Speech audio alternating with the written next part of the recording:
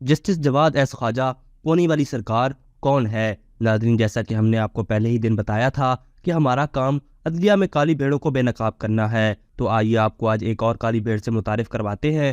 لیکن اگر اس سے پہلے آپ نے ہمارا چینل سبسکرائب نہیں کیا تو ابھی کر لیں اور بیل آئیکن دبانا مت بھولیے گا۔ ناظرین، یہ کالی بھیڑ کا نام ریٹائرڈ جسٹس جواد ایس خواجہ ہے، جو لمز کا ٹیچر بھی رہا ہے اور اب لمز کو استعمال کر کے غیر قانونی غیر ملکیوں کے انخلاء کے خلاف سپریم کورٹ میں ایک بے تکی پیٹیشن دائر کر چکا ہے۔ اور دوسری طرف یہ عمرانڈو جج ملٹری کورٹس پر اپیل کو سننے والے بیچ میں موجود جج سردار طارق پر بے تکا اعتراض اٹھا رہا ہے، جس کی واضح وجہ اس کے اپنے رشتہ داروں کی 9 مئی کے فسادات میں ڈائریکٹ شمولیت ہے، جس کے ثبوت آپ سکرین پر ویڈیو میں دیکھ سکتے ہیں، جس سے ان کی شرپسندی کو کوئی جھٹلا نہیں سکتا۔ ناظرین، ویڈیو میں یہ دونوں خواتین حمدہ اور کومل ہیں، جو جواد ایس خواجہ کی بھتیجی اور بھانجی ہیں۔ آئیے آپ کو ان کی باقی 2 نبریوں کا بھی بتاتے ہیں۔ ناظرین، پاکستان کی سب سے بڑی ربڑ فیکٹری ڈارسن کے روئے رواں جسٹس جواد ایس خواجہ کا شمار تاریخ کے کرپٹ ترین چیف جسٹس افتخار محمد چودھری کے قریبی ساتھیوں میں ہوتا ہے، اور ان کی سب سے بڑی خوبی یہ ہے کہ انصاف کا معیار خود طے کرتے تھے۔ اگر کسی دوست کا کیس ان کے سامنے آتا تو یہ کہہ کر خود کو کیس سے الگ کر لیتے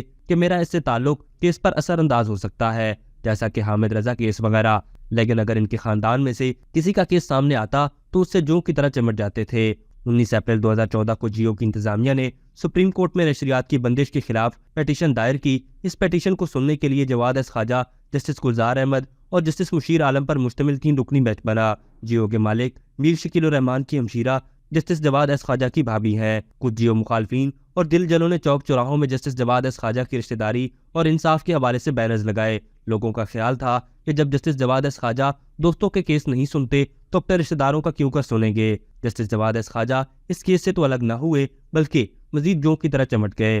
جنہوں نے ان کی رشتہ داری اور کیس پر اثر انداز ہونے پر سوال اٹھایا تھا، 26 مئی کو ان کے اور بینرز کے خلاف نوٹس لے لیا۔ جسٹس صاحب نے اٹارنی جنرل، آئی جی اور ایس ایس پی اسلام آباد کو فوری سوال اٹھانے والوں کی گرفتاری کے احکامات بھی جاری کیے، اور 27 مئی کو تھانہ آبپارہ میں پولیس کی مدیت میں دفعہ 504 اور دفعہ 505(2) کے تحت ایف آئی آر بھی درج کرا دی۔ پولیس نے راولپنڈی کے ایک پینٹر شفیق بٹ اور اس کے 16 سال کے معاون محمد ناصر اور جس نے یہ بینر لگائے تھے، ان سب کو گرفتار کر لیا۔ یہ غریب لوگ سالہ سال جیل میں سڑتے رہے اور ان کی ضمانت بھی کوئی نہیں لیتا۔ ناظرین، ظاہر ہے کہ سپریم کورٹ آف پاکستان کے احکامات سے جب شفیق بٹ اور محمد ناصر کو گرفتار کیا جائے گا تو ملک کی کون سی عدالت ان کی ضمانت لے پائے گی؟ اور جرم بھی تو جرم عظیم تھا، کیونکہ نظام انصاف پر سوال اٹھا دیا تھا، اور سوال اٹھانا تو عدلیہ کی آزادی پر حملہ ہوتا ہے، اور اس خودکش حملے میں نقصان ہمیشہ سوال اٹھانے والوں کا ہی ہوتا ہے۔ ناظرین، منافقت میں جسٹس جواد ایس خواجہ کو وہ مقام حاصل ہے جس کو چھونا کسی عام انسان کے لیے ممکن ہی نہیں۔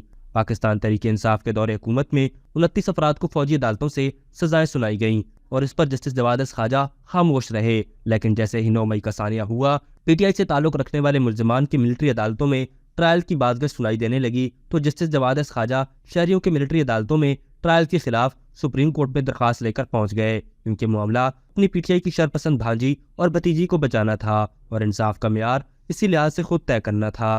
ابھی تک کے لیے صرف اتنا ہی۔ مزید دلچسپ اور تازہ ترین خبروں سے آگاہ رہنے کے لیے ہمارے چینل اسلام آباد انسائیڈر کو سبسکرائب کرنا مت بھولیے، اور اگر ہماری یہ ویڈیو آپ کو اچھی لگی ہے تو اسے لائک کر دیں اور اپنی قیمتی رائے کا اظہار نیچے دیے گئے کمنٹ سیکشن میں ضرور کریں۔